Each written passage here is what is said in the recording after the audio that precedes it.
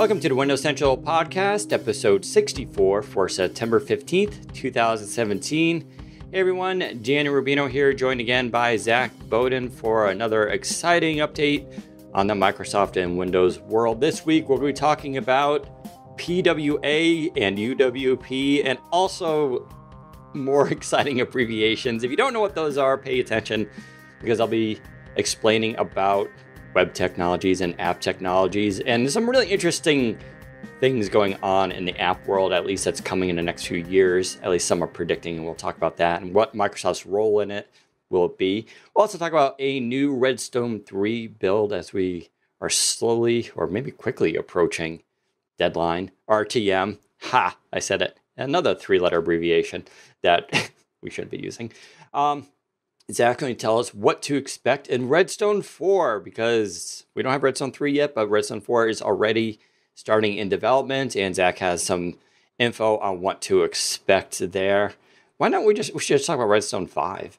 We already know this goes up to Redstone 8 or something. 9. Right? There's I think it's 9. Yeah, there's some internal It'll probably things go on further as well. Microsoft have gotten lazy when it comes to code names for Windows. Yes. They should do a secret code name for code names.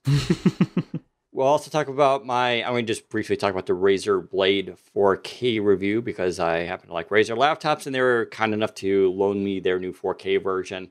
I like it, but it's not all glorious news. And we'll also finally close out with the Apple event because, well, we can't talk about technology without talking about Apple. Don't worry, we're not going to be fawning that much over Apple, but we will talk about some of the decisions they made, and actually Microsoft maybe want to follow suit, at least on some of them. But yes, and we'll also share our thoughts on the new iPhone stuff and what came from Apple this week. Zach, how are you doing? It's fine. I'm not too bad. It was my birthday this week, so I've had a pretty pretty chill week.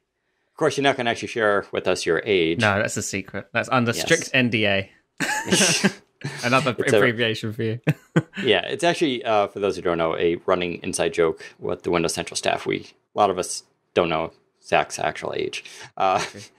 We have some ideas, but yeah. Anyways, yeah, just been a pretty nice week going on here. Definitely pretty busy. Let's talk about, PWAs. So PWA stands for Progressive Web App, which is just web app with the word progressive in front of it. And I say that because it's kind of funny. We've heard web apps before, and web apps used to be called like craplets too, pardon my French, but this idea has been around for a very long time. Ever since the World Wide Web came out, people have been thinking about ways to appify it. And we've seen attempts at this in the past, and Microsoft's always been there. If you look at their browsers, they've always allowed you to pin a website to, say, the taskbar with the little icon, and then they had like deep linking to subsections. All that is part of that general movement of moving towards or trying to move from web content to an app. And what's changed is Google in 2015, when their engineers wrote a pretty now famous article where they defined what a progressive app should be. And the reason why progressive apps are different from web apps, it has to do with the emerging technologies around web browsers. So every time Edge gets updated or Chrome gets updated, and you hear things about, JavaScript engines and CSS and these different components. Service workers is one of my favorites because it just sounds so generic. But these are literally little tools that run in the background and do tasks. Things like desktop notifications. If you notice, you go to some websites, they're like, would you like to enable desktop notifications? We kind of took for granted the fact that the web can now interact with the OS at a basic level. And what happened with progressive web apps is they've sort of addressed a lot of problems with traditional web apps. Traditional web apps used to be just literally the browser, a sub-browser running, and it would just pull live data from the website, just kind of mildly reformatted.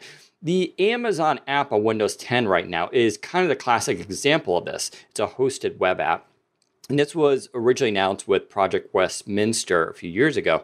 The idea is you just repackage your mobile website into a little app thing that you can download through the store. It works. It's better than it was, but it's still not ideal. And this is a reason why native apps are still preferred by a lot of people. That's changing though. And with progressive web apps, you can do things like You can have a local cache. So the app itself is downloaded to the device and it retains a lot of the assets. And it only pulls down dynamic content that is new on the actual website.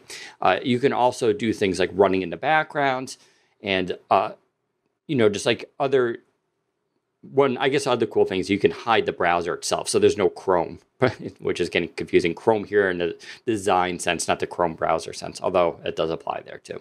But meaning that it doesn't look like it's running in a web browser. It goes full screen, and so you just get the tools. And a good example of this is if you go to mobile.twitter.com on any browser, and now minimize your browser, shrink it all down to kind of like how a UWP works. Shrink it down, and you're going to see how all the content dynamically adjusts, and then pretty soon it looks like a little app. So that is where progressive web apps are. Now, this was an idea put forward by Google, and as Zach and I were mentioning before we started this podcast, it's really curious. Everybody has a vested interest in this stuff, and it's for different reasons. Google is really fascinating because they have an app system through the Android App Store. Like, they don't have an app gap problem, right? So why are they pushing progressive web apps when it seems like they're undercutting their own app model? And the reason for that is because Google is based on the web. The last thing they want is for websites to go away or stop evolving. That would kill them. Their whole business model is based on indexing, searching, and ad revenue. If everybody went to just native apps and started just pulling content directly, publishers may not want to use the web as much anymore. Why? Just push it all to a native app, right? So Google has a vested interest here. And I think that's one reason why they would rather apps go towards the web than their own store.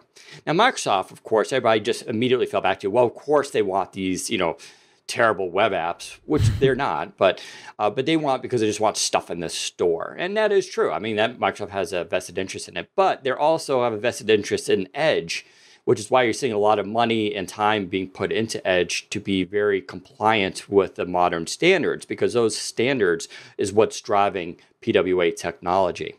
And so Microsoft wants to be on top there. Now, Apple has actually been a little bit quiet on PWA, but you'll see in iOS 11, they're really pushing their app store again. They have that stupid show, I forgot what it's called, but where they try to find apps. Like, they're still trying to really push this idea of like native apps on iOS.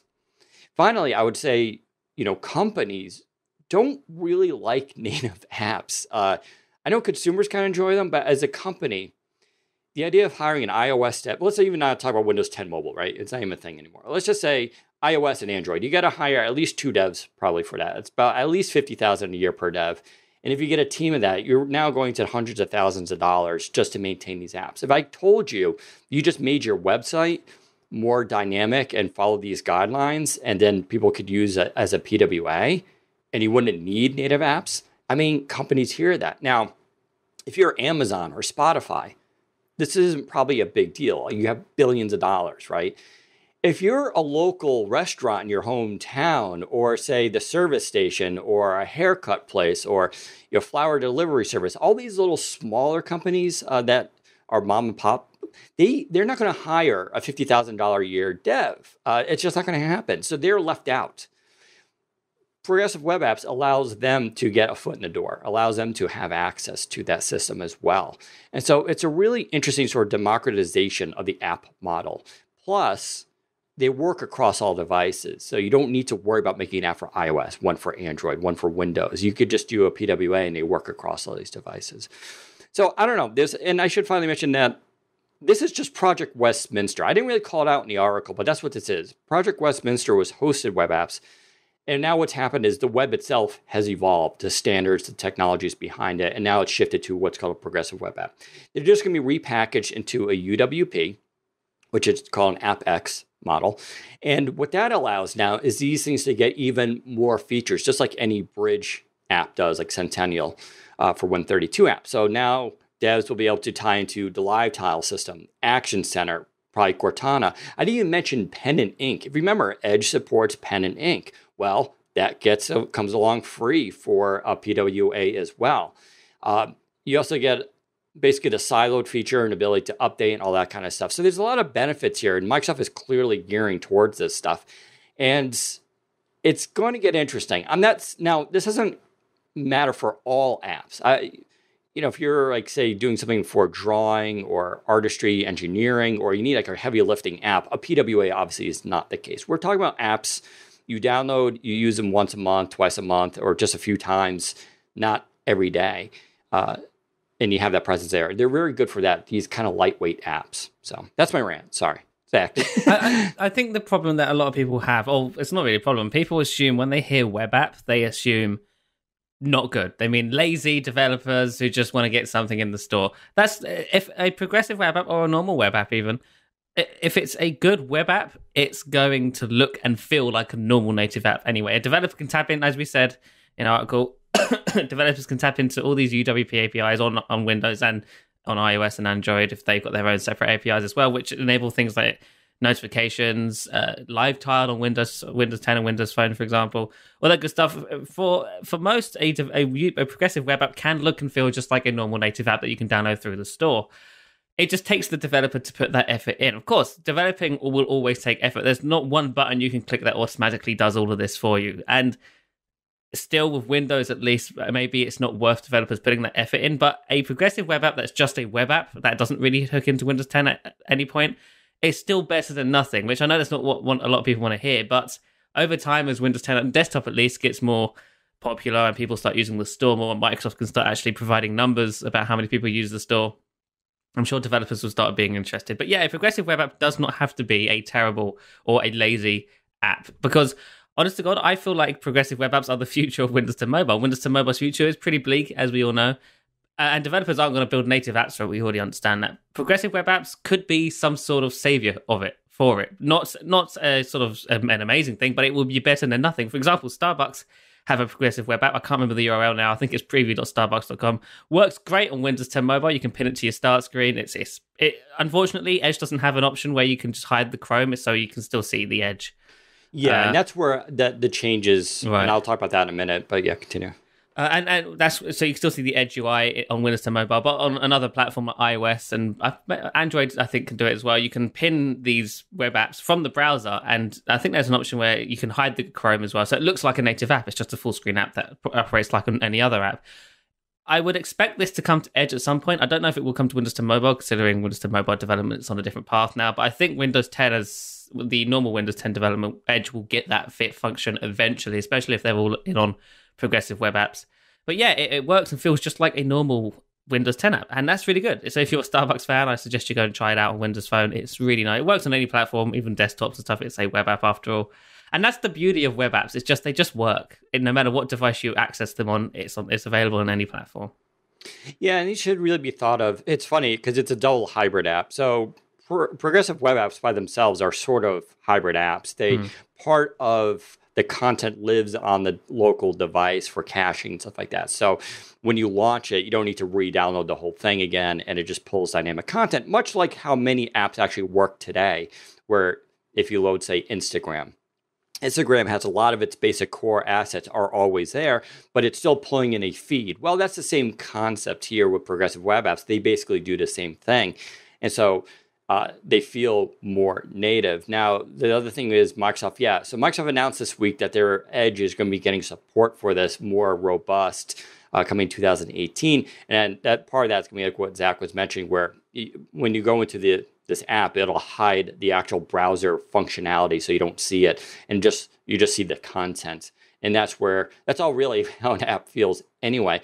That'll be part of it. And then, of course, with the UWP stuff as it plugs into it deeper, I think it's going to be a real interesting model because, and we just learned a little while ago, supposedly the Netflix app on Windows 10 is actually a hosted web app that uses a lot of the similar technologies. So this stuff has been around for a while. It's just evolving as the technology increases. Now, you still need data connection just like you do for anything else. You know, most apps today do ping the internet. Twitter does this as well. So it's not really much different. But I don't know. I think there's a lot of potential here for everybody kind of benefits. I think the one people don't benefit maybe are native app developers, right, who may lose business, although they would presumably get higher, bigger projects to work on since UWPs and PWAs can't do everything yet. But this is sort of the world we're moving towards, where it's more about the data and the content and, pulling that down in a certain way.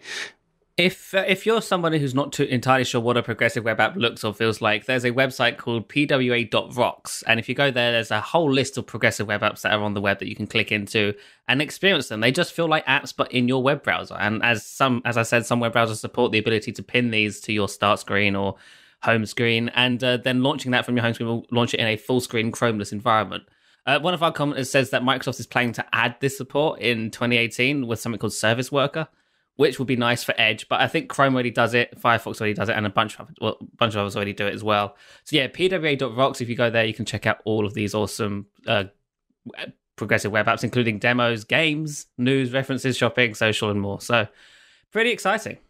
I should also mention, this was announced by Microsoft too, that, and this is really interesting, they're not relying on sites to now package the PWA and put it into the store. Microsoft's going to do that for them.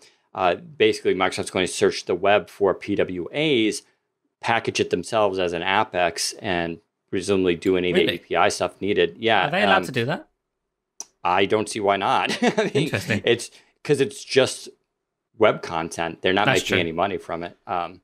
But yeah, then they're going to populate the store with it. So this is one of those things. Definitely go try the address Zach had. Another example of this modified is Electron. If you might have heard of Electron before, they are also a JavaScript web-based platform where you can build tools for. Slack is famously built on Electron, so the Slack that's in the Windows Store is based on this. So Microsoft announced Electron support last year, I believe it was. Twitch is also based on Electron. A lot of famous sort of messaging apps. CryptoCat is Electron. So Electron's another version of this, where you're taking the tools that you use to build websites and creating sort of universal apps out of it that devs can then recycle. I know a lot of people want, there's this push for the hardcore audience. Everybody wants native apps on everything. And I get that. But as we move towards a more complicated world, that's just not really a sustainable model. I mentioned earlier the mom and pop stores who can't simply afford to compete and hire, really good devs for that. But there's also this issue of like, eventually you're going to run into this, you can't have a store with 10 million apps. It doesn't make sense at that point for discoverability. Granted, you can still search for the one thing you need, but it becomes a weird model where you have 10 million apps. It's like, okay, what do you actually put on your phone then? So, and many people have rightly pointed this out, that some people are saying that the browser is the platform of the future. And, I still think we have time before we get there, but there is definitely that push for that. Google obviously really wants to benefit from that as well. But, that idea is out there. That's not Microsoft's idea. That's not Dan Crazy idea. But a lot of people are saying, the browser is the one thing all mobile devices have in common, all desktop devices. It's the same thing. And as everybody moves towards web standards and gets on board with those, that is the central, hub for all this stuff. Chrome OS is essentially a platform. When it initiated, it was just a platform for web apps. It's you didn't have any native programs or apps that you could run. It was just a browser that you went to websites for, and that has improved since Chrome OS first debuted back in whenever it was now. Chrome OS is actually useful. A lot of people actually enjoy using their Chrome OS devices now because of the PWAs and all of the native stuff that developers are able to do. PWA is really about, for Google, once again, their ulterior motive is, Chrome OS. It works for them since they don't have native apps. Yeah, and I actually wrote an editorial this week. I'll quickly mention it since you reminded me of it. I wrote an editorial this week saying Microsoft needs something similar to Chrome OS that isn't Windows 10 S. Because as we all know, Windows 10 S is just a full version of Windows 10 with a block on installing apps from outside the store. Chrome OS is a lightweight, fast, and straightforward OS that gets to the point the second you open it. Windows 10 S is Windows 10. There's nothing about it that's more lightweight or faster. It's still the same version of Windows 10. The only difference is that it's locked to the store, and as a result, it's more secure and will be faster over time. So Microsoft, I think, should build a version of Windows 10 that's just UWP only. And not UWP as in Win32 as well, but true Windows 10 mobile UWP only, but without the mobile part. So get rid of the mobile shell, put in a desktop experience such as windowed mode and all that, and put that front and center and say, hey, this is Windows 10 Lite. I've mentioned this before in the podcast, I believe. But instead of focusing on the UWP stuff, because as we all know, UWP is not really going anywhere right now, focus on the web browser and the web experience, the PWAs. Edge needs to be better first before that can happen, of course.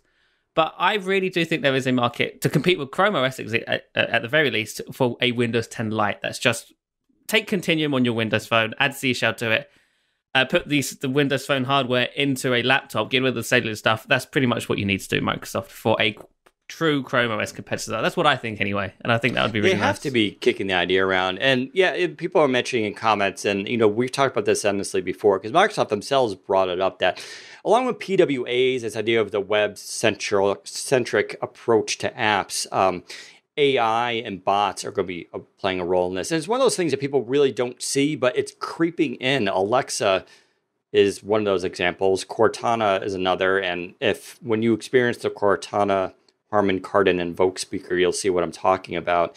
Like for instance, I can now order a Domino's pizza through Cortana and, through that speaker. So like that ability and the cutting out, by the way, side rant, Domino's has not only an app on Android for ordering and through your account, they have a separate app that's a single, you launch it and it's a countdown, it's a timer for 10 seconds.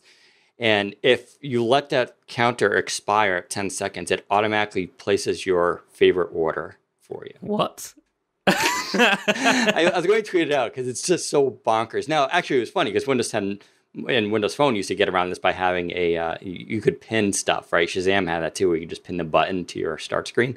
But yeah, they created a separate app that if you launch it and you don't cancel it in 10 seconds, it automatically orders your pizza for you. That's ultimate laziness right there. Yeah, I was just like laughing. But I mean, so obviously it's about barriers of entry. What I'm saying is companies are always looking for ways to make things easier for people. But you're starting to see with Alexa, Google Home, and pretty soon Cortana and Home and all this kind of stuff, this AI and these bot things doing small tasks for you, fetching things for you. And I know it's hard to see, but like that stuff will become more prevalent and start replacing some of these apps that we have on our devices. We're still many years away from that, but that is where Google, Amazon, Microsoft, Facebook, all these companies are like, yeah, that's where we're going.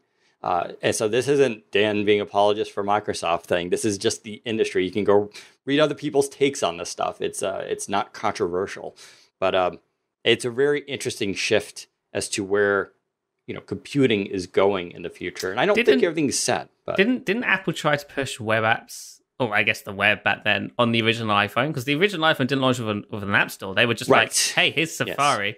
Everything you can do through there. Yeah, it's a really good point. I mean, you can argue Apple was way ahead of the curve. But yeah, I mean, there's always been this idea that you don't need apps. You can do everything on the web. And yeah, that's a good point. Apple was one of the original purveyors of that position.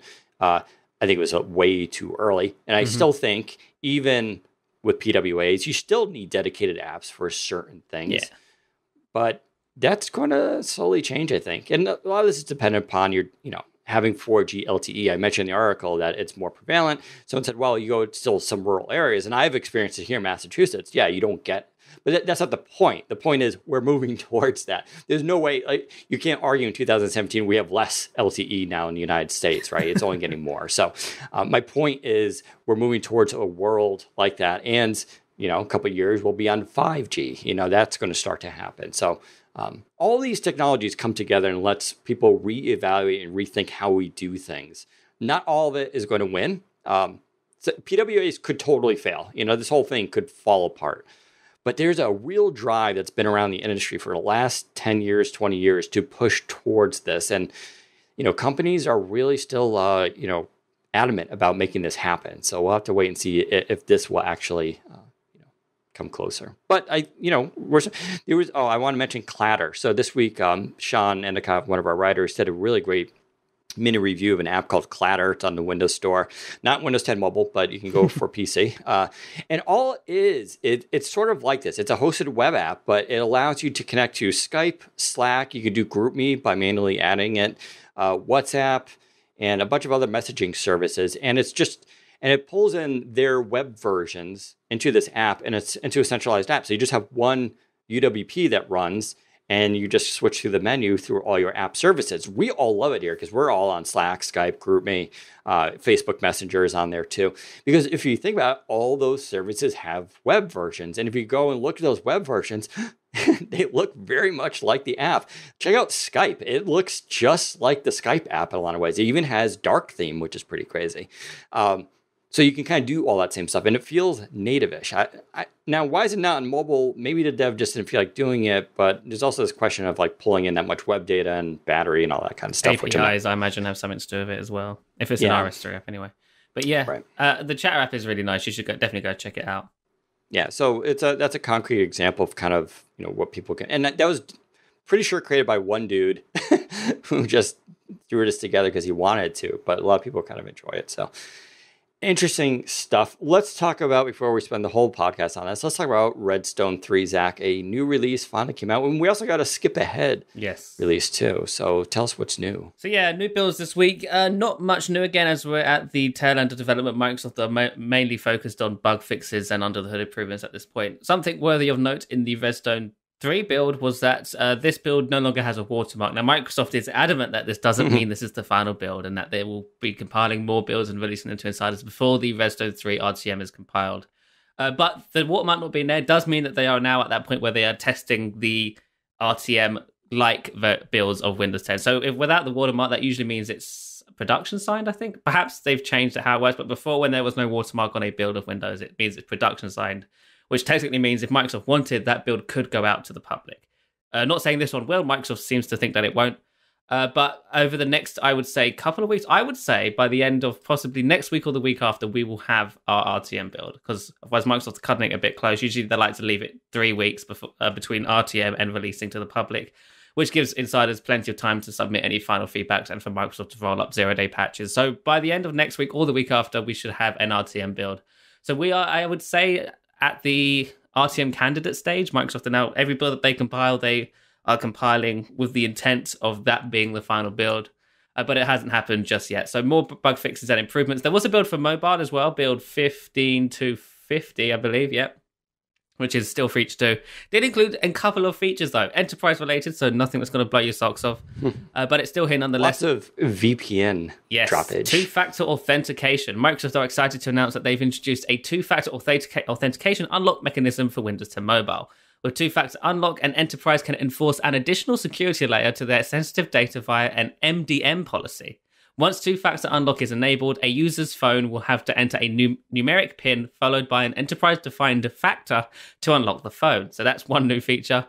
So wait, we got VPN, 2FA, we have UWP, PWA, any other RS3, RS4, RTM. Oh, wow. This is a very, very interesting podcast. We've also got app blocker improvements. So a number of customers have apparently asked Microsoft to provide warnings for apps that are blocked by enterprise policies. They've improved the UX and updated the MDM sync ML scripts associated with those policies.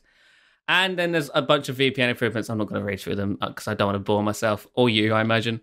And then it's just more general changes and improvements. So for those of you who installed build 15.245, you may have noticed that on the Elite X3 and the Idle 4S/4 Pro, the fingerprint reader would no longer wake up the screen.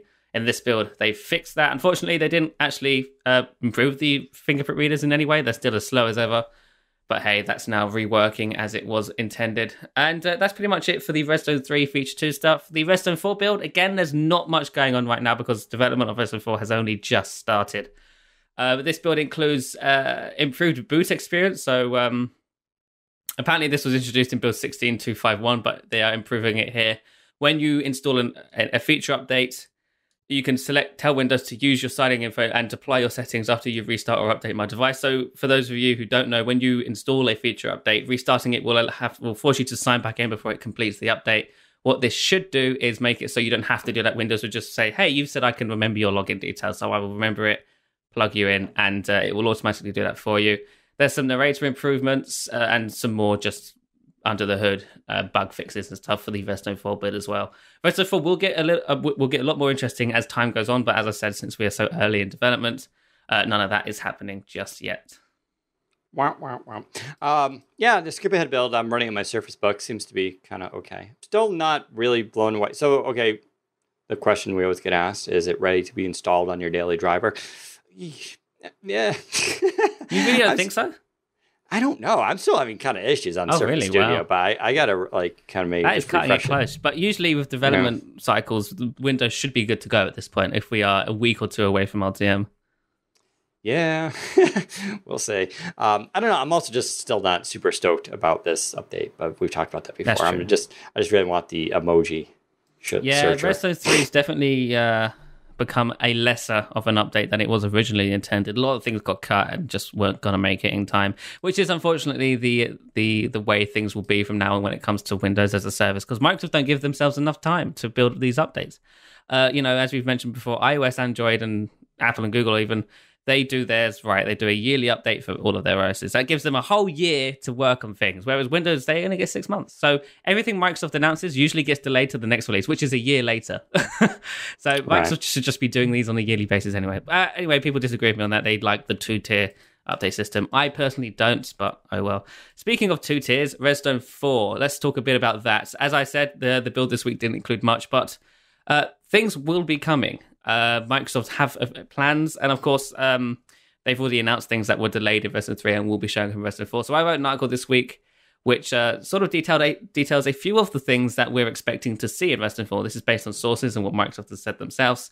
First up, rather obviously, timeline and cloud clipboard. These are 2 features that were intended for Redstone 3, got cut, and will now likely show up in Redstone 4. So timeline, for those who don't know, is essentially a glorified recent app screen that shows the user all of the apps that they've opened on their devices, not just the device you're using, but the devices you've also signed into elsewhere. That will be there, and that will be nice. That will be a Seashell element. So as I've mentioned before, Seashell will be showing up in 2018. It'll be showing up in elements. So it won't be showing up all together as one whole new shell. It'll be showing up in parts. So in Redstone 3, the new keyboard, the swipe keyboard that's introduced in Redstone 3 is a Seashell element, but nothing else is, I don't believe. So Seashell will be showing up like that in bits over time. And I think Timeline will be another Seashell element. And it will be replacing Task View. Task View will still be available. It'll still be a feature that you can do, including virtual desktops, but Timeline will sort of be the front and center feature when you click on the Task View button in the taskbar.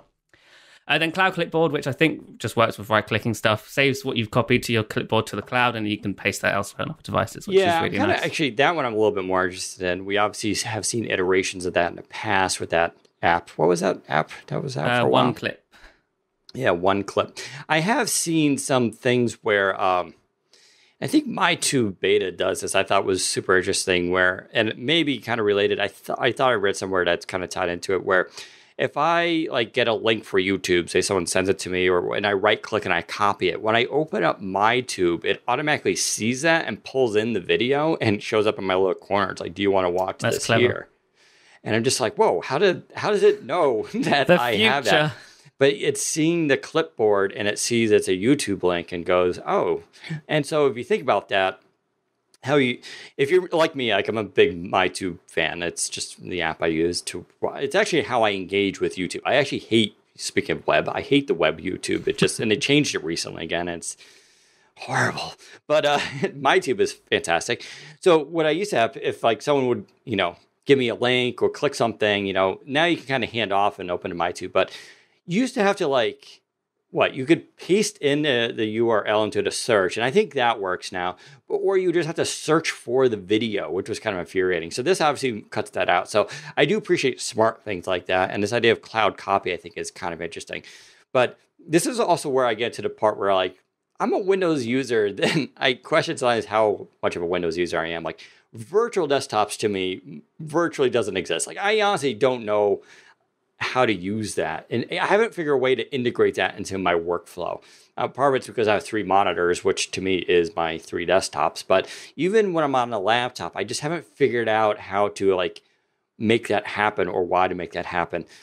Same with the pick up and leave off where you were. As someone who has a ton of devices, I don't know. I got to see in action, or definitely the Edge thing is not selling it for me. And I use Edge, but I don't really use the pickup I need to go back and say. The problem with the pickup stuff currently is that it's very random, and it always shows up when I don't need to pick up where I left off. If I could, which it actually is a thing in Redstone 3, if I could take something from one device and say, I want to use this on the other device and send it there, that would be much more useful, which you can do now on iOS and Android 2 Redstone 3 builds or Windows 10. which is nice. I would like to see that cross Windows devices though, because right now it's only if you're a Windows user who uses an iPhone or an Android device, which is kind of odd.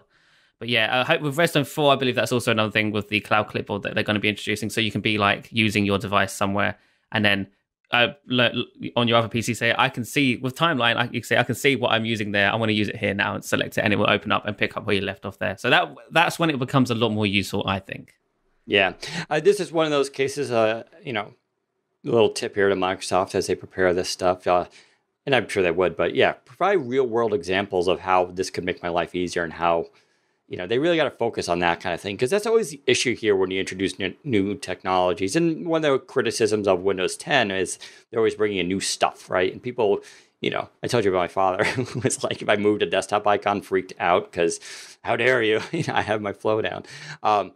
So it's sort of like the same thing here. They got to figure out a way to sort of sell this to people. Now, it's funny. I mentioned virtual desktops. Like, I don't use those, but I know there are a lot of hardcore people that like absolutely need that and rely on it. So I'm not speaking to them. Obviously, it's a feature that I know a lot of people rely on. I'm just saying for myself, I've just never figured out a way to make that happen. I don't know what to say. But yeah, it's interesting stuff. I don't know. One of our commenters are explaining how they use virtual desktops. He says, one screen is set up. The second one is social stuff. The setup one, the virtual desktop one is current stuff. Number 2 is social, and number 3 is insider stuff, testing stuff. So that's one way I guess you could do. So you can categorize your apps or Windows into different sort of reasons for why you would use it. I just prefer having everything on one screen. I have a big ultra wide monitor. I can see everything, so it's fine for me. Right. But yeah, I mean, when you have multiple monitors, this kind of, that's what it is, right? This is, from what I understand, virtual desktop is basically a simulated multi-monitor setup. Oh yeah, definitely. Yeah, and so, but the benefit of having multi-monitor is because I could just move my head and it's like, look. On a laptop, I still got switch, so it still feels different to me. But I don't know, and maybe that's along with other life improvement tips. I'm going to try to focus on making a virtual desktop into my workflow. I'll write an article about that.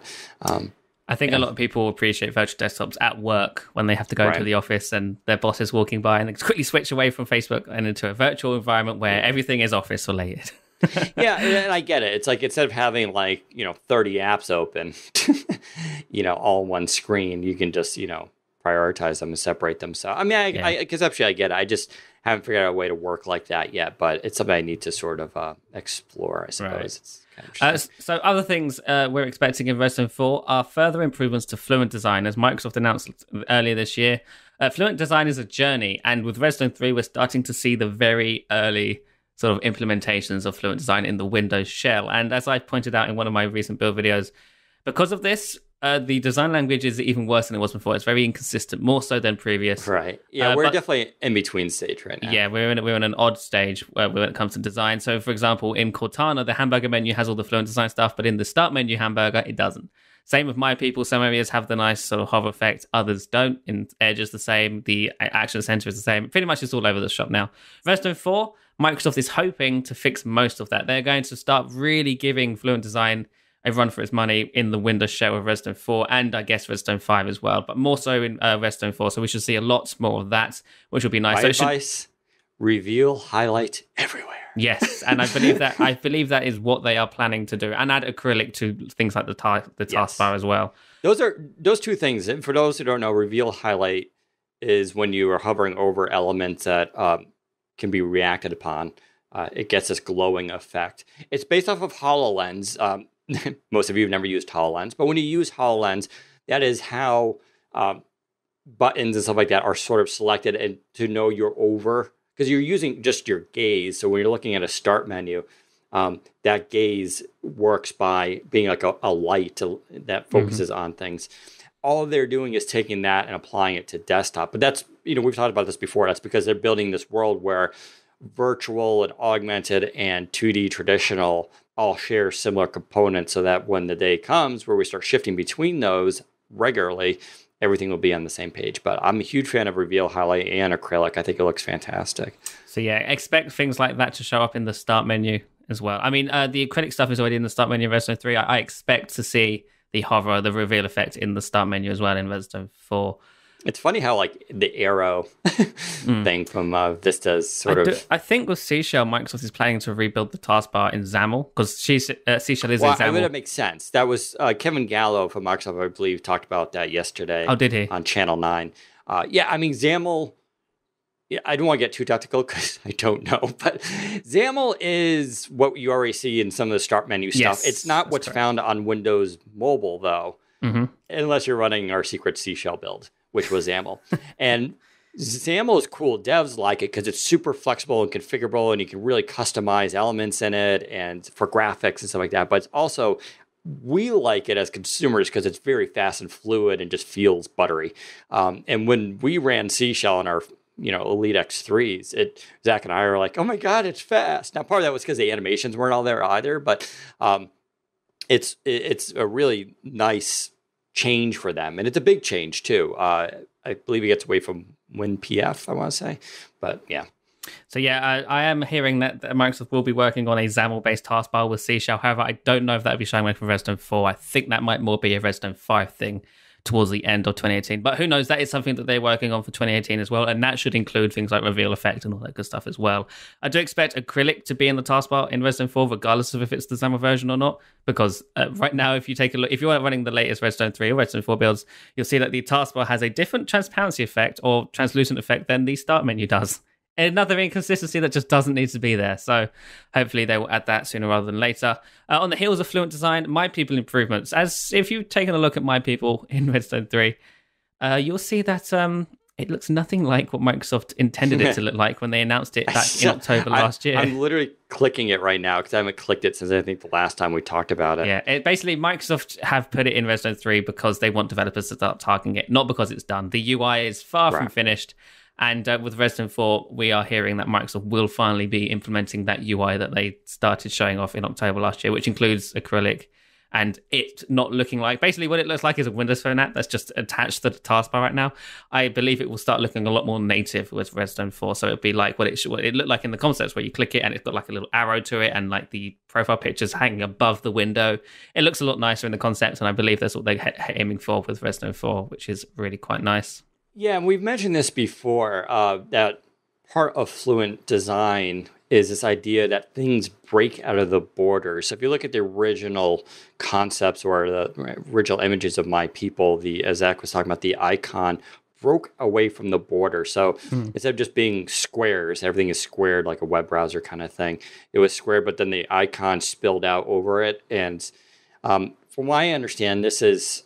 and hopefully we'll start to see this. This is sort of part of the hologram influence that's going on with Fluent Design, this idea that things don't obey borders as much, and you get a much more interesting look, which I think actually looks kind of cool. So yeah, instead of boxes everywhere.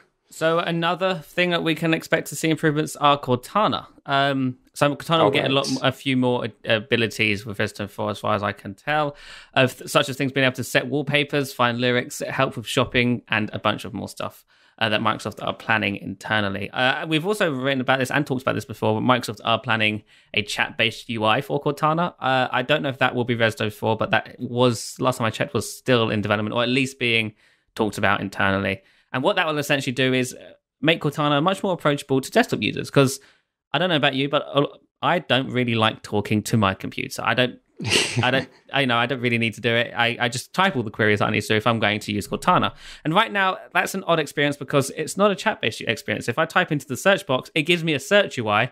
But then if it's a Cortana command, it changes into just a sort of black UI experience where it gives me a sort of a blue text where Cortana says our answer or gives me a quote or something, which is it's not very straightforward for a typing experience. So Microsoft are working on a chat-based UI similar to the Google Now Assistant, wherever they call it on Android, where you type in your quote and it comes up as a sort of text message, and then the assistant responds in another text bubble, just like a text message. And it's a lot more natural to do it that way, I assume. They're testing multiple areas where they could put this, a button within Cortana's search box, or they're also looking at doing it in the system tray. So there's like a little Cortana circle in the system tray that you click, similar to the Action Center button, and that will just bring up a chat-based UI. So yeah, that'd be interesting to see when that shows up. I don't know if it'll be Redstone 4, but that is something they are working on. Did you get to see the new South Park episode this week? I did not. So if you're listening to this, I was a little. I like South Park. The last 2 seasons have been kind of hit and miss for me, but they're supposed to getting kind of back to their roots this week, and their season opener this past week that it just aired, I thought very much feels like that for me. And it focuses around a lot around Alexa and Google. Unfortunately, Cortana was not mentioned, but maybe someday. It's really funny. Go check it out. But getting to this idea of like talking to things and everything like that, I thought it was just kind of a funny episode. What was I going to say? My issue with Cortana is almost that I want Cortana more everywhere. And I want, we joked around about this before, how I kind of want Cortana just to be Clippy of 2018. Part of my issue with Cortana, it's like, even in the search bar, when I click in and it has to open up and it surfaces things, I kind of wish Cortana could just be built into the desktop, where it's just like this live, like remember when we used to have like live wallpapers? And of course, people still do this kind of thing. But this idea of where I just look at my screen and I could just see content, being pulled in and come in, stuff like that. It's because right now I kind of don't like how Cortana has to pop up and then populate. Like I kind of just wish it was just always there for me. But I understand I'm probably in the minority there. But these are always the tough issues that Microsoft is facing and how to integrate Cortana. We did talk about, I wrote an article over the weekend talking about Cortana integration to Skype. So now it's taking two forms. There's one where Cortana is an actual contact, and you can just add Cortana, and you can even pin it so it's always at the top. And it does that chat thing, sort of like what Zach was talking about, and you can ask questions. I don't get a lot of usage out of that. Like, I never want to open Skype and be like, let me just go ask Cortana what she's doing. Now, it makes a little bit more sense on iOS and Android, where you do have an issue of access to Cortana since it's not native. So I kind of get it there. But like, am I really going to open Skype, go into Cortana and ask her what the weather is like? I mean, why just open a weather app, right? So some of that seems goofy. Now, the second version that kind of came out over the weekend, it's in iOS and Android, is a little bit more interesting. Cortana basically pops up in your chats. So if I'm talking to Zach and he writes me something, she suggests responses. She's like your personal assistant talking to the press. Yeah. Now, see, when I said, to me, I was like, okay, that starts to make a little bit more sense. And that's where I think some of this AI stuff comes into, this idea that Cortana is an assistant that, proactively reacts to content and makes suggestions for you. And that I thought was kind of cool. I think you could turn it off too, so if you don't like it. But I think Microsoft's in that position trying to figure out how to make this happen without making it stupid. And a lot of people would argue it is, but I mean, these aren't obvious answers, I would say, to making stuff work. But I mean, we already know that Microsoft are looking at ways to make Cortana sort of surface automatically and less so you have to go into her, more that she just works for you. As I've written about before, the Office Hub stuff, which Microsoft were throwing around internally, I think at the beginning of this year, or maybe even before that, they were looking at making a floating Cortana, which would say you're working on a document in Word, for example, and you were grabbing sort of bits of information and images from multiple places. Cortana would be able to say, hey, I can see that you're working on this document, and here are some things related to what you were looking at previous, which makes sense for this document. Would you like me to pull them in for you? And that hangs around near your cursor, so you don't really have to move far. And you go, yeah, it's Cortana. Click in that, and that will be inserted into the document. So things where Cortana can work for you is where Microsoft definitely needs to be focusing its efforts, rather than me having to work to get Cortana to work for me, if you know what I mean.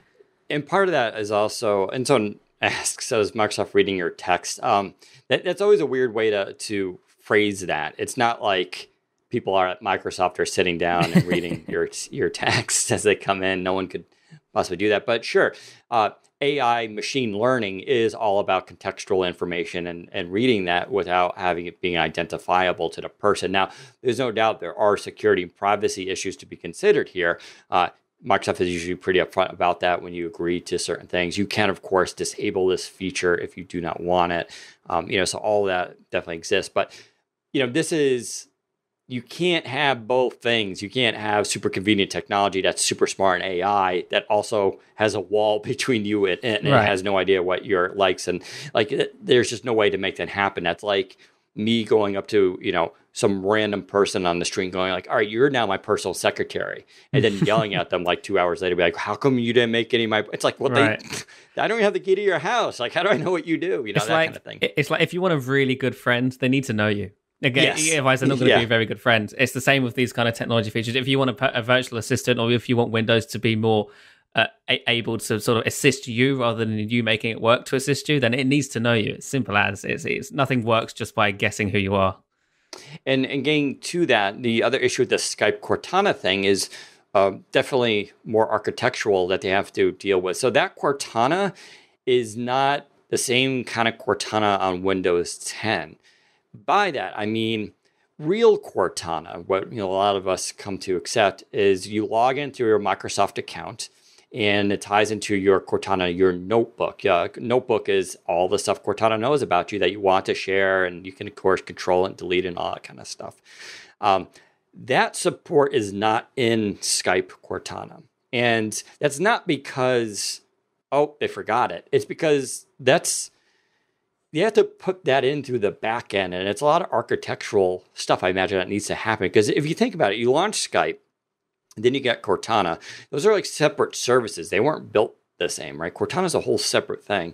So you got to think of a way like how to get the user to log in and agree to Cortana, their own Cortana. It's like, so that works for me because I do use it and I have it on Windows 10. But if you're on iOS and you don't have a Cortana account, like how are you going to now go like, okay, we're going to create this notebook thing for you? Like there's a lot of steps that need to be taken there. So I think that's part of these back end changes that they need to really do to make Cortana work everywhere, is like how to make that happen.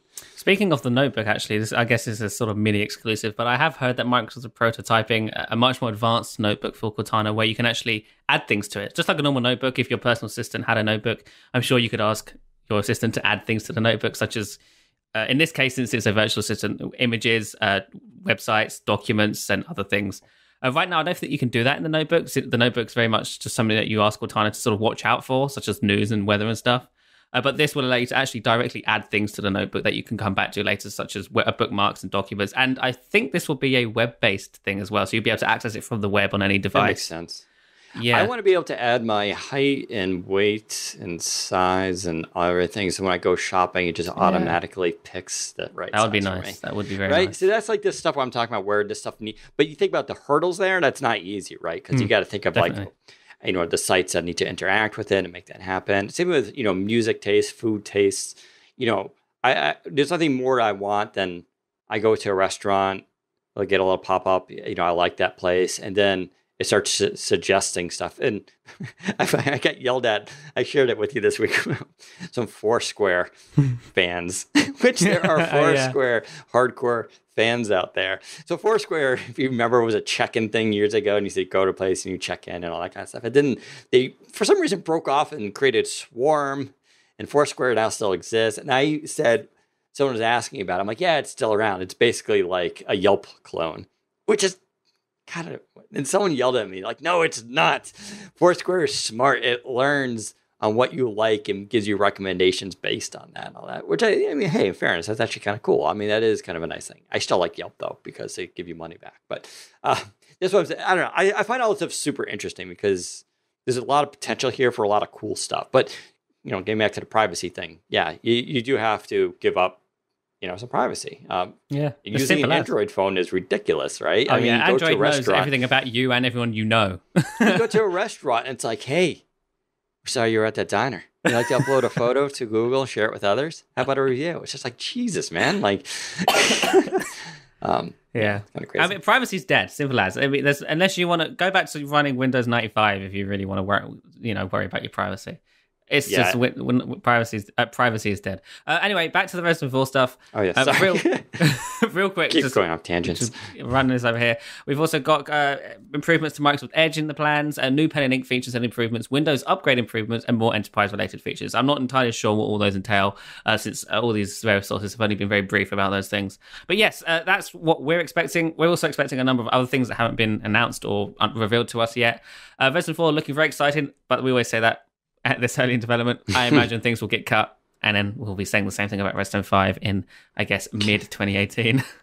They really do have, and I'm not yelling at Microsoft about this. They just created this. I don't want to say they created a problem, but the way they set this up is problematic in the sense that they're on 6-month dev times, and so they can't. And because which is fine, but they also have an open public beta system. So like they can't possibly. So they have to kind of pre-announce things. Because otherwise, we're going to be with every new release, and sometimes it actually happens now, where it's like, hey, we got this new feature, it just came out of nowhere. And that happens, and then we have to go write about it and stuff like that.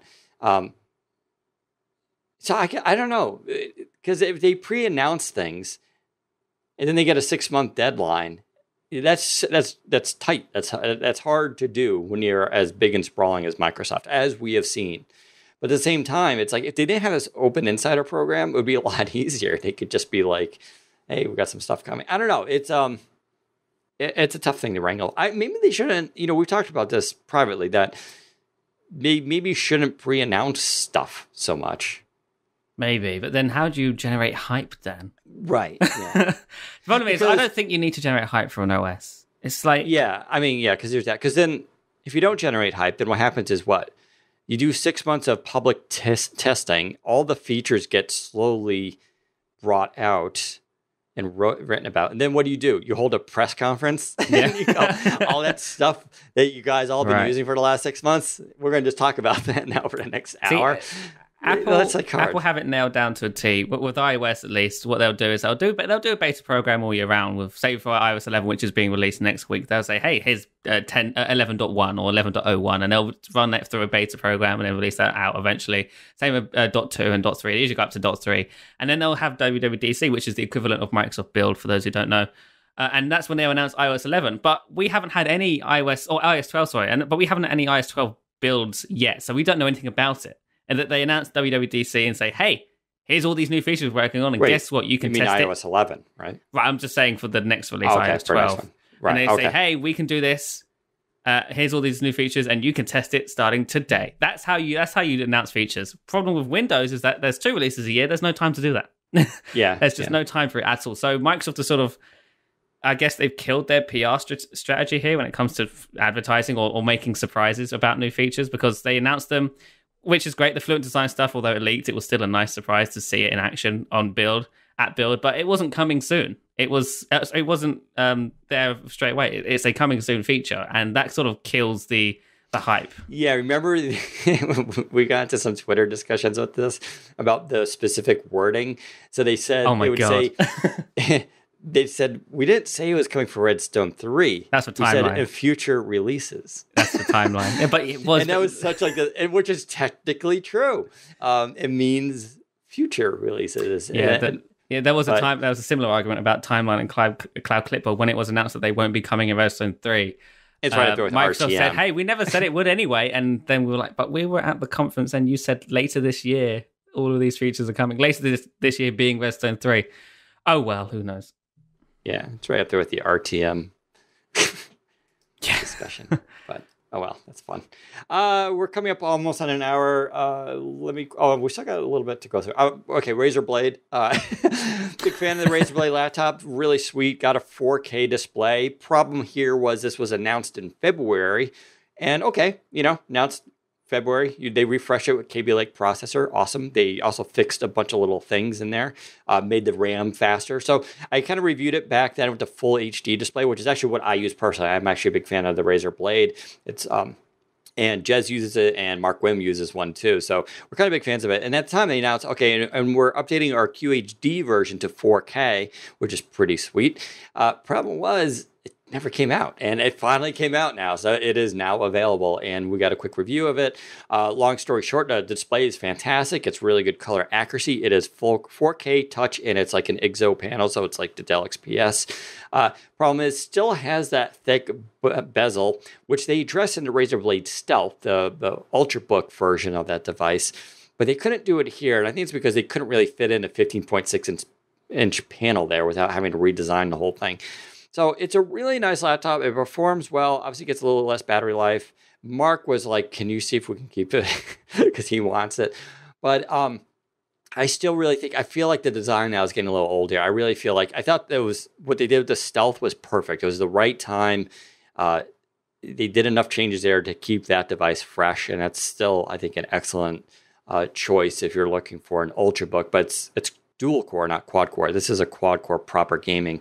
I would really like to see Razer kind of redesign the blade, the original blade, update it a little bit, because they have such an opportunity, which they know about and they're leveraging, which is, we originally make stuff for premium gamers, basically. People who have like $2,000, they want to get a really nice gaming laptop. But the problem was that pretty soon non-gamers were like, wow, those are really cool laptops. I want them. They could continue to push that. If they took the blade and updated its bezel and maybe put a bigger panel in there or did some other changes, but kept a lot of its core attributes, I think they would get even more people buying into their system. As they should. I think they're really good devices. But so I'm a little hesitant there to recommend. If you're fine with the larger bezels, but not, by all means, go get it. I think it's a really good laptop. You won't game in 4K, though, I should point out, because it's only got a GTX 1060. Fantastic graphics card. Damn. Yeah. It's a fantastic graphics card. But it can't do 4K gaming. So you'll have to, in the games that you're playing, you have to put down the resolution, unless you're connecting up to a Razer Core, which is a whole lot of other money. But yeah, I don't know. Razer's doing cool stuff. I think they could do a little bit better here, but it's tough. They got to redesign this. It's sort of like Dell XPS. I dinged the XPS 15 recently, back in January. I was like, it's a fantastic device. Actually, still using it.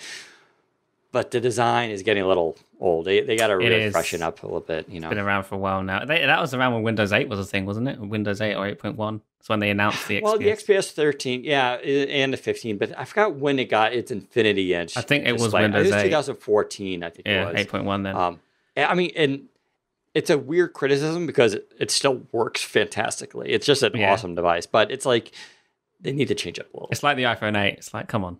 If you use that they same need design. A slightly better keyboard. Their keyboard is good. I like it. It could be better, though. And I don't like... The soft touch paint is nice. Feels great. But, oh, God, it's just like... Greasy fingerprints. Grease magnet, yeah. Yeah, it's just... I remember.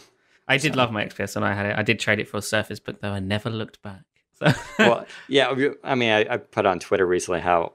I told you my XPS 15's got 32 gigs of RAM, and a terabyte of storage in it, like 960 Pro. It's like, I looked at it recently, I was like, what the hell? Why did I go so insane with this? I pasted the CPU and put thermal stuff in there so it runs even cooler. Like, it's still, and it gets like 10 to 12 hours battery life, which is just insane. And I still love that full HD matte display. So it's still a good laptop. But yeah, this is a problem.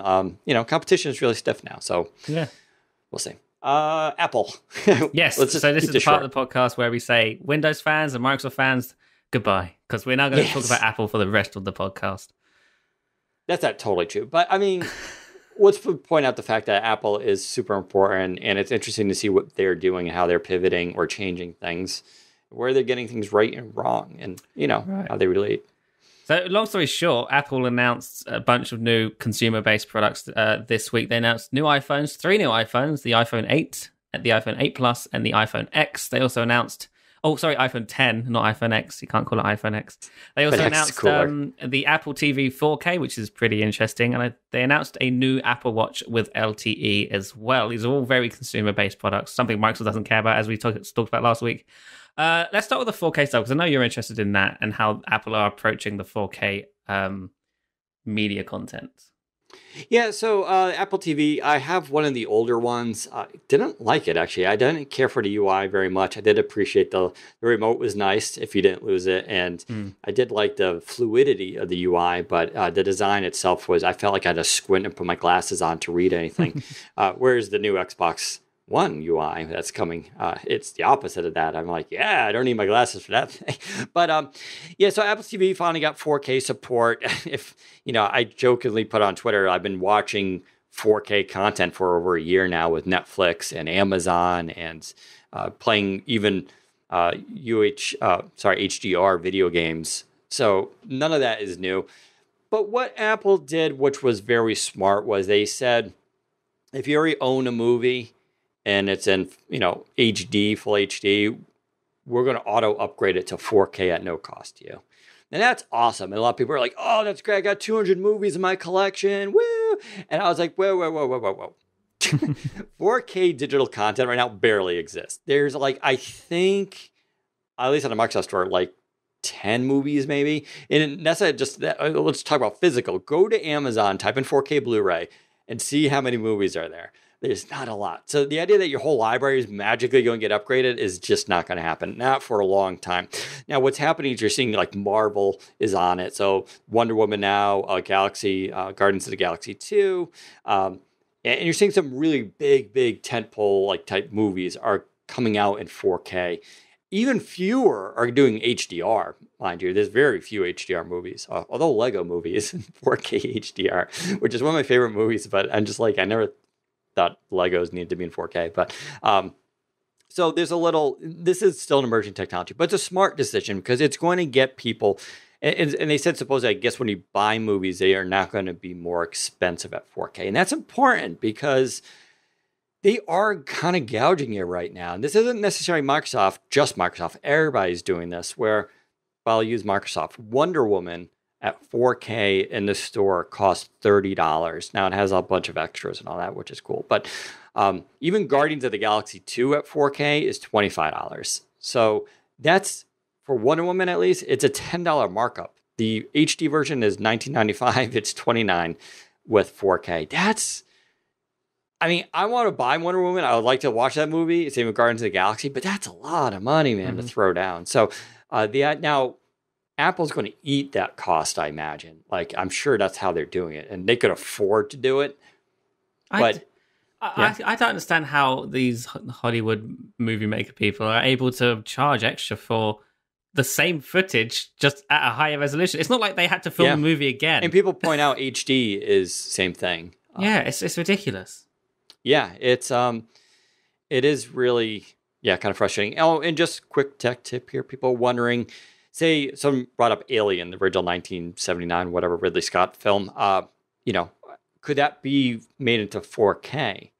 And that gets into a really interesting side discussion. But yes, 35 millimeter film has enough information to be 4K without downscaling. There's actually enough data there. It's why you see a lot of these old films be remastered and they look great. Like, wow, like were they using modern cameras back then? No, they were just using tech that's been around for the longest time.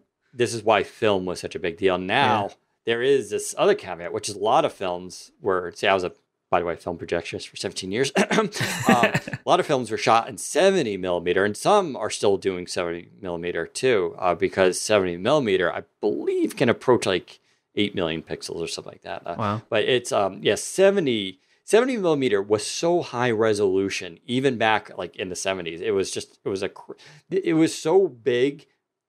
Sorry, I'm going on another rant here, but it's really interesting. It was so big, they could separate the audio channels onto the film itself instead of separating them through a processor. So you actually had true like channel separation for audio, which is very difficult. You don't even do that digitally anymore. But that's how big the film was. So it's just cool stuff. But yeah, these are technical problems. But yeah, I thought that was smart what Apple did with the 4K stuff. I think Microsoft should adopt that, especially since even we talked about our faith in digital movie purchases is, not the highest. Yeah.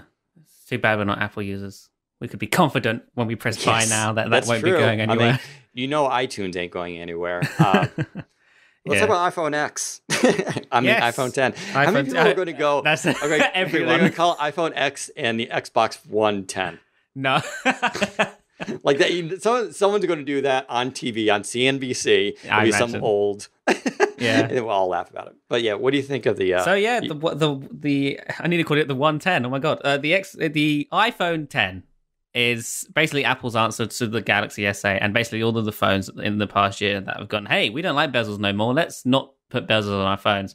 Apple went a unique route by sort of putting face tech in the front of it, giving it the Touch ID and giving it a weird looking notch. Now, the notch has divided the world in whether it's a good idea or a bad idea.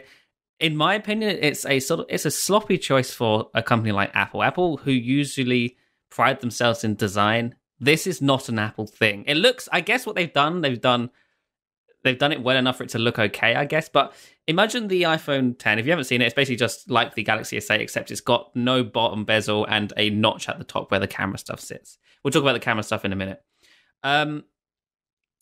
If that was just that, but without the notch, that would look amazing. That would be a beautiful device that nobody would argue against. But right now, it's dividing people because of the notch at the top, which arguably is there for a reason. It's not got Touch ID. Instead, it's got something called Face ID. And what that does is authenticate your device via your face. And funnily enough, the demo did fail on stage. The very first ever public demo of Face ID. It failed. It wasn't Apple's fault, though. It's because the demo unit was being handled by, obviously, the people who are setting up the device, and it had tried to authenticate the wrong face and therefore locked you out, which is what iPhones do by design. Still funny. I still laughed at it a lot, and I will continue to laugh at it forever. But yeah, Face ID, yeah, it's pretty fast. It's way better than Windows Hello on the Lumia 950. If you're a Lumia 950 user going, this stuff doesn't work, it works on the iPhone let's talk 10. about that quickly. Different technologies, because that's super confusing. The Lumia 950 and Samsung devices use Retina, or no, is it Retina or Iris? The 950 is Iris, I believe. Iris scanning. Yes, I always confuse those. But it's a part of the eye. It's not facial recognition, whereas the Surface laptop and all Surface devices do, and what you know as Windows Hello on a PC is facial recognition. It's actually this. What Apple has basically done was take that tech and put it into a phone, which is pretty impressive.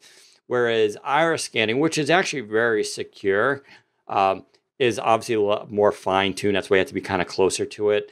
That can be solved, but it's a little bit more difficult. You also have to have your eyes open. There's also some issues with people who wear glasses. So facial recognition is definitely preferred, but it's a little bit more difficult. And you know, kudos to Apple here. They jammed a lot of technology into that little notch.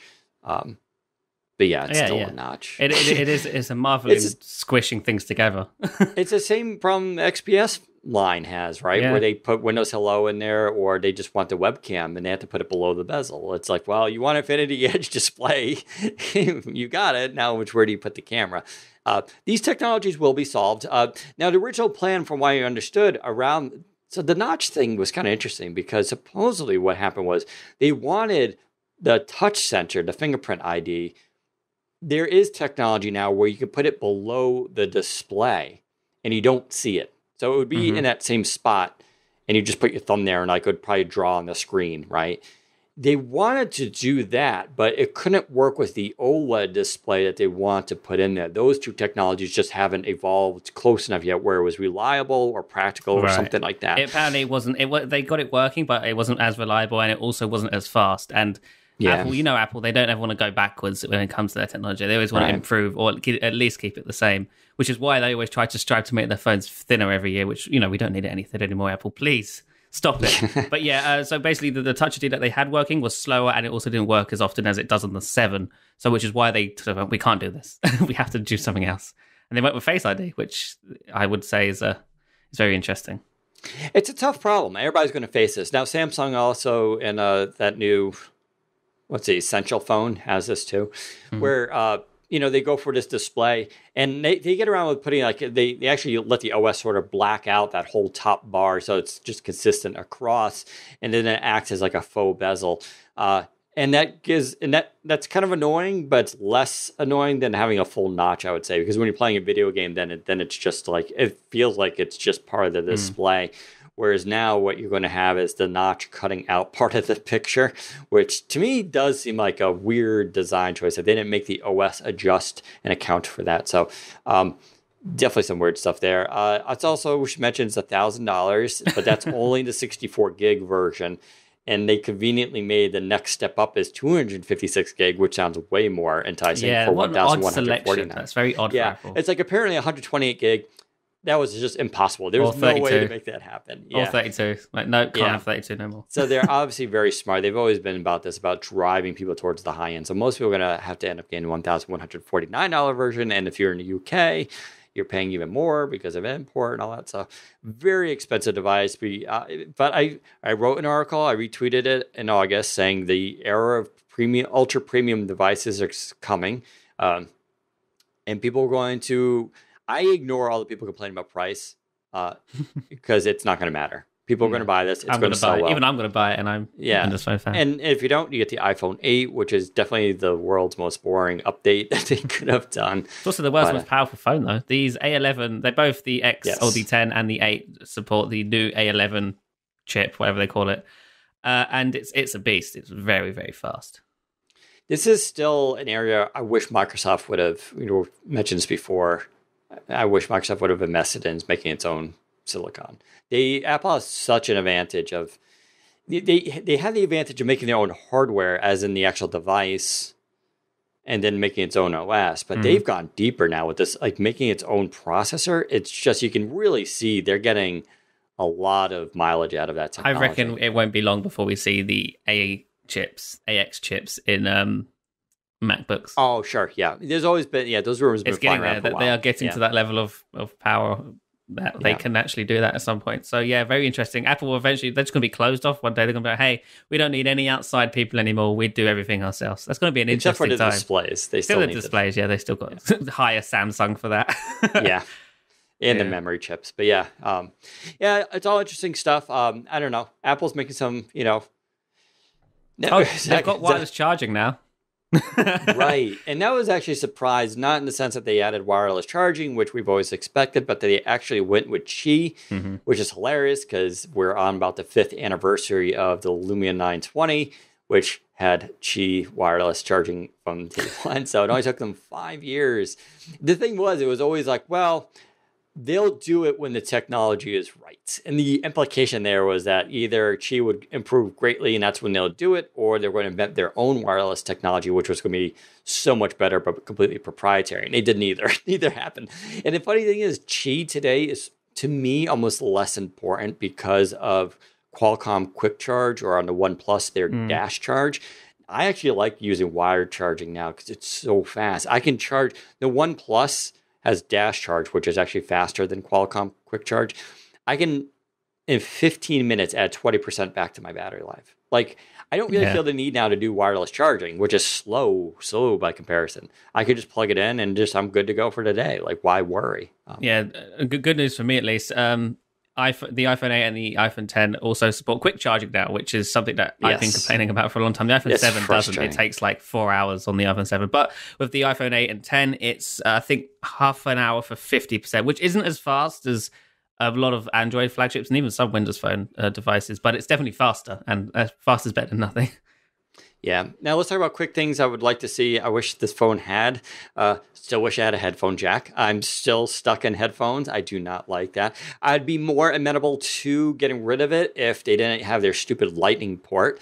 I'm a big proponent of USB Type-C. I think the iPhone would just be way better if it had a Type-C port and a headphone jack. Of course, the price is stupid. And then finally, as Zach and I always point out, iOS 10 is the world's most boring OS. It works well. I'm not complaining. It's fluid. I love how apps work in it. But man, that home screen just makes me not want to use the phone. The weakest part. Yeah, so I don't know. It's just funny. We didn't talk about animojis. The biggest advancement of 2017 is your emojis can now be animated through its fancy camera, which, don't get me wrong, cute. I don't think it needed a whole 5-minute segment dedicated to it. You could just mention, you could now, but it is kind of funny. I don't know. I just feel like they could have invested that money and time for animojis, just make their home screen a little bit more interesting. It would have been nice. All of this just makes me wish Microsoft would make a phone. Right. Yeah.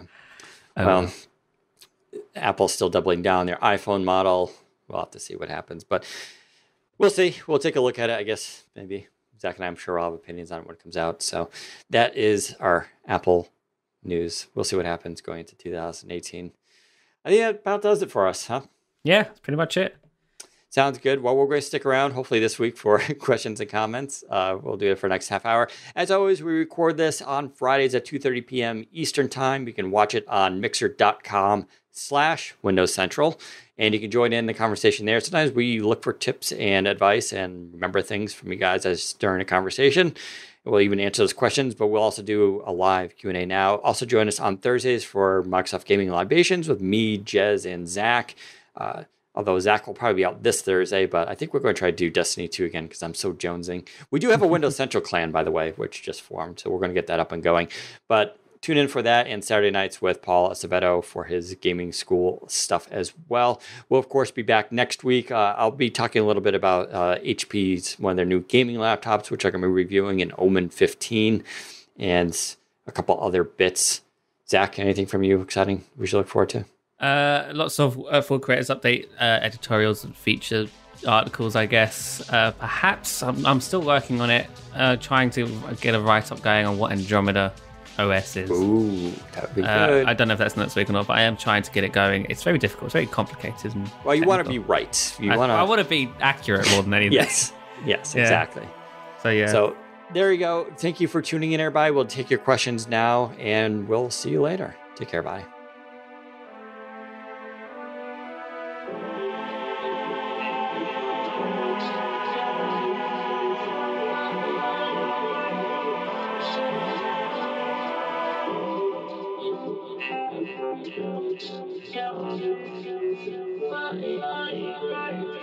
So